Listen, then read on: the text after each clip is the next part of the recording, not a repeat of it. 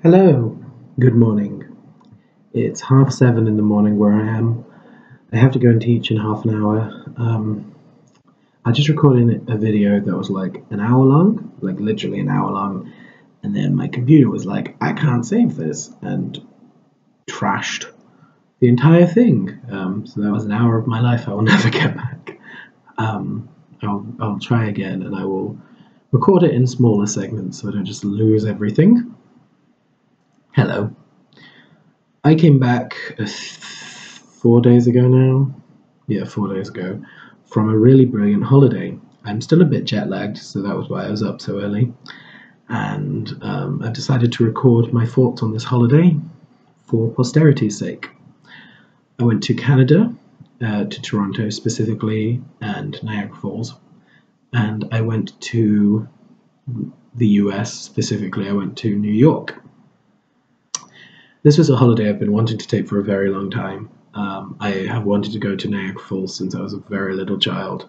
I wanted to go to New York since before I can remember, because it's where like all my favorite TV shows and all like lots of movies are set. So it was always a trip I had wanted to take, and I finally had the time. I finally had the money, so I went, and I'm very glad I did. It was great.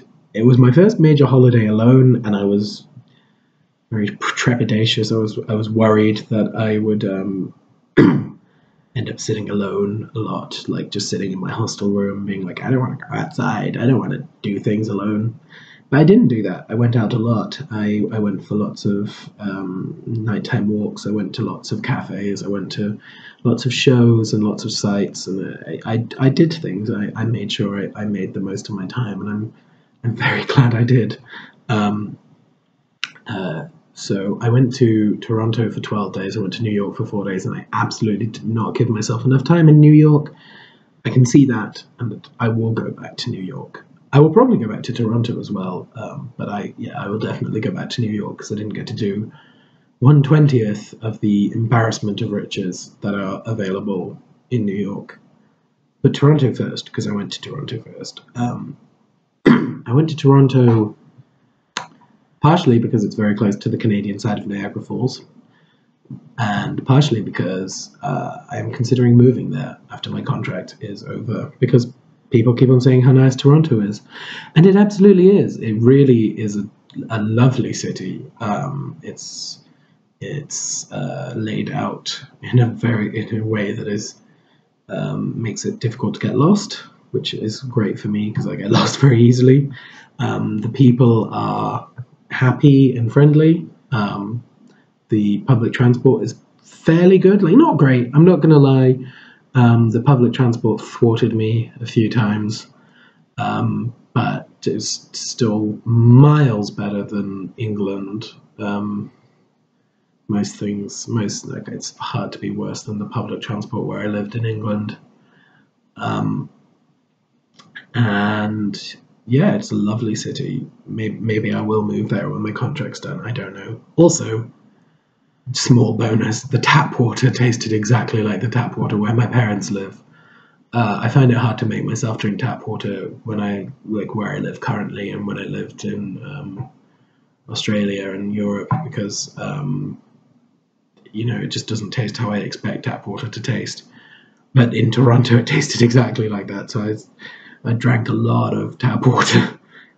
That's when you know it's a good holiday, when you drink a lot of tap water. When everyone's like, "Oh, let's go out and get drunk," you're like, "No, I'm just gonna stay by the kitchen sink." But yeah, so that was great. Toronto, lovely city. I went for a lot of nighttime walks. I felt very safe in Toronto. I was walking around at like 2 in the morning, and I felt fine. I didn't feel like anything would happen to me. So that was very nice. I went to Niagara Falls. I cannot recommend Niagara Falls highly enough. Just go if you. Okay, well, don't go if it doesn't sound like something that interests you, because in the end, it is just an incredibly beautiful waterfall. But if you have any interest in going, I would recommend it without it beyond a shadow of a doubt. It is fantastic. I'm so glad I went. I'm very glad I went as an adult, though, because, as I said, I wanted to go when I was a child. And that's unusual because, as a child, I did not have an appreciation of natural beauty. It was not something that interested me in any way. So I don't quite know why I wanted to go to Niagara Falls as a kid. That was unusual for me as a child. But as an adult, that desire persisted. I still wanted to go as an adult, and it was fantastic. Going to Niagara Falls as an adult made me very glad that I don't have children. There were a lot of people with children at Niagara Falls, and the children were, without fail, asking for toys, asking for food, pointing at other things, just actively refusing to look at the waterfall. And I don't blame them. They're children. Of course they don't understand. But I'm very glad I went as an adult and not as a child, because if I'd gone as a child, I would not have appreciated it, I don't think. There was one moment that stuck out with me, which was this man, and he had a little girl, and the girl was refusing to look at the waterfall. She was just turned away, folded her arms, not looking at the waterfall. And her father said, "This is the only time this is the only time we will ever be here. We will never be here again." And it didn't work. She didn't listen, and I would not have listened at her age. I can't blame her, but I felt very sad for the man that he had taken the time, energy, money to take his daughter to this wonderful place, and it was failing to register with her. But as I said, I don't blame the little girl. I would have been the same at her age. So I'm very glad I went as an adult. Very glad I went when I don't think I will ever have children, but I'm very glad I didn't have children when I went to Niagara Falls. I went on the Maid of the Mist, but it is not called the Maid of the Mist anymore. It's not called the Maid of the Mist on the Canadian side. The company, the Maid of the Mist, lost the rights to do trips on both sides of the border. So the Maid of the Mist is on the US side. The Canadian boat is now called the Hornblower. So I went on the Hornblower, and that was fantastic. Yet again, you go to Niagara Falls, do the Hornblower, do it. It's so good. And I went to the top of the falls, and I went to the behind the falls, and the behind the falls is fine. The walkway on the behind the falls is great. Like the bit where you actually go outside and like right at the bottom of the falls, that looks great. The bit where you actually go behind the falls and you just see the water flowing, it's okay. I didn't really need it to understand how powerful the water was. Like that had already sort of registered with me. So that for me was not necessary really, but I'm not sad that I did it. Like it was still an interesting experience. I can't really describe the beauty of Niagara Falls. It's the Canadian side is better. Like I think we can all agree on this. The American side is technically taller, but it has less water flowing through it, and it is just less aesthetically appealing because the Canadian side is shaped in a semicircle. The American side is just that, like just a straight line of waterfalls, and it looks fine. It looks fine. It would be very impressive if the Canadian falls weren't like a few meters to its right. I feel sorry for the American falls having to sit next to the Canadian falls. The Canadian falls are better. They're really interesting. And when you go on the boat, because they're shaped like a semicircle, and you sail into the semicircle, you're surrounded on all sides by this flowing, crashing water, and it is wonderful. It's hard to believe that something like that exists outside of a painting or a film. You look at it and you think, God, that must be somehow added in post. But no, it's real. It's reality. It's not post. It's true. It's in front of you, and it's fantastic. So go to Niagara Falls, please. I cannot recommend it highly enough. I should say though, Niagara Falls, the falls, are lovely. Niagara Falls, the town, to me, left something to be desired. I mean, I'm sure I didn't go the residential bit of the town, so I'm sure the residential bit of Niagara Falls is, well, I don't know what it is. The tourist bit, so there's when you go to the falls, and then there's kind of a hill up towards the town. You walk up this hill. I think it's called Clifton Hill. I can't quite remember. That is horrible. Clifton Hill is horrible. It is gaudy and awful. It's surrounded by just terrible tourist traps like haunted houses and waxworks museums and believe it or not museums. There was a guy standing outside the Believe It or Not museum who was trying to sell tickets, and he shouted at me. He was like, "Come on, sir! No trip to Niagara Falls is complete without going to the Believe It or Not museum." I don't think he believes that. Believe it or not. No, I don't believe it. That's not true, and I don't think you think that's true. So don't lie to me. I understand it's your job, but don't say that. You can very easily make a trip to Niagara Falls and not go to the Believe It or Not museum. I did it. I can tell you. I can tell you for a fact. You don't have to go to the Believe It or Not museum. In fact, I would go so far as to say, don't go to the Believe It or Not museum. Don't waste your time there. So that bit's horrible. Clifton Hill is just not nice. But the falls are great. I did go to one tourist attraction other than the falls when I went. I went to an aviary, which I think is called like World of Birds or Land of Birds, something birds. And that was good. I mean, the aviary itself is fine. It's nothing to write home about as aviaries go. But it's not just an aviary. The first bit is a museum about this guy. I don't know if this guy is real. I don't know if this is something they made up. But this guy who used to live in Niagara Falls and who owned another museum, and he was like this rich man who came from a rich family, and he was really obsessed with ancient civilizations. Like he was really into Egyptology, and he used to own a mummy, and he had all these artifacts from ancient civilizations. He'd fly around the world in his little biplane and collect stuff. Like he was an adventure archaeologist, and that's what this museum is about. It's about this guy's life. And you know he's really rich, and he used to own this museum, and he had all this stuff, and then he went missing. He went missing in South America. I think the implication is he went missing in that bit of South America where Up is set. I'm not sure, but so it was like he went missing looking for the land of lost birds, and that's told to you in voiceover. And then when that voiceover is done, you go through the door into the aviary. You go into the land of lost birds.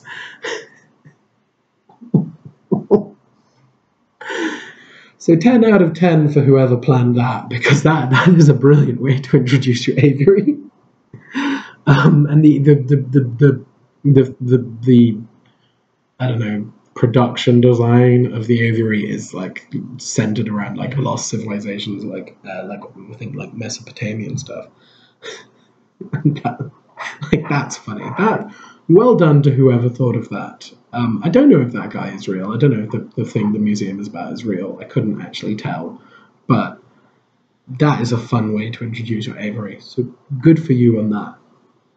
The other bit where the production design added just a lovely dimension to the attraction. The sound you can hear is the water boiler, because we need to make tea for our students. So that's I'm sorry if there's noise interfering with my speech. That's what that is. The other bit of the aviary where the production design was fantastic was for the night flyers exhibit, which had like owls and bats and stuff, and weirdly a skunk. So I saw a skunk. I was pretty terrified because there was no kind of like, there was like a chain link fence, but there was no like glass or anything. If this skunk had decided to spray, like it would have happened. I presume it was descented. I don't know. But anyway, the night flyers exhibit. Before you went into the night flyer exhibit, there was an animatronic owl that spoke in the voice of Truman Capote. I don't know why. I don't know why they didn't just have the guy who was doing the voiceover for the museum. Like, he went missing looking for the land of lost birds. And then the animatronic owl is like, oh boy, howdy, sure is dark in there. I wouldn't use the flash on my camera if I was you. That sounds less like Truman Capote than the owl did. The owl sounded a lot like Truman Capote.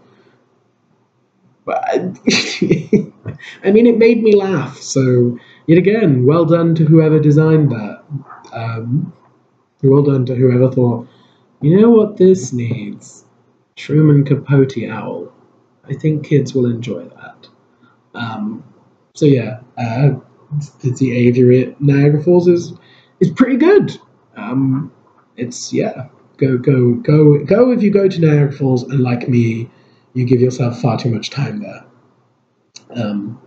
I gave myself like 13 hours, and I did not need 13 hours.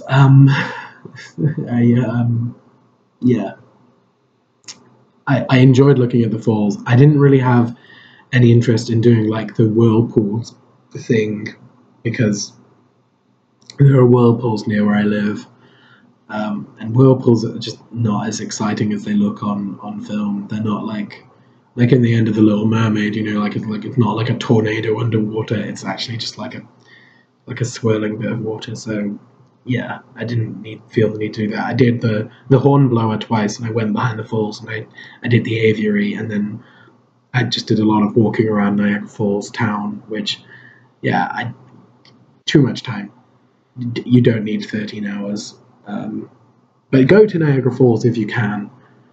Go because it is amazing. And I'm so glad I went. I'm so happy that I've seen that. As I said, I wanted to go for a long time, and I thought that when I finally got there, it would be probably a bit of a disappointment, but I needed to go just so that I could get it out of my head. But it was not a disappointment. It really is stunning. The beauty, the power of the water. I can't really describe it. It is wonderful. And go and see it from as many angles as you can. Go on the boat. Go to the walkway underneath it. Go to the bit at top. This was one thing I was surprised at. It would have been very easy to throw myself off of Niagara Falls. There was like one short fence that I could very easily have climbed over and jumped. I would have thought they'd be more kind of secure about that, but no, they weren't. So, oh well. I didn't throw myself off Niagara Falls. Might have been able to tell that I'm making this video. So yes, if you want to go to Niagara Falls, if you have any desire, go. I imagine it is one of those things that will be ruined by global warming fairly soon. So if you have any desire, I would say just go. Save up the money and go. That's what I did. You can get there very easily from Toronto. I took a megabus, and the megabus service is fine. It really is stunning. Getting sprayed by the water as well is just magical. I don't know. It feels very kind of cleansing. It's almost like a baptism of nature. You go in unpure and you come out different. I'm overselling it probably. No, I don't think I am. It really was that terrific. And I will go again. I hope. I will try to go again. I'll try to see Niagara Falls again before I die because it was beautiful. Apparently it is the honeymoon capital of Canada, and I can see why. It's a very romantic spot. Seemed to me to be more the after honeymoon capital because there were so many families, and as I said, I didn't think the children were appreciating it. But what do I know? Maybe the children got more out of it than I thought. But yeah, really do just go. So great. Okay, I'm going to stop recording this section here so that it definitely saves on my computer.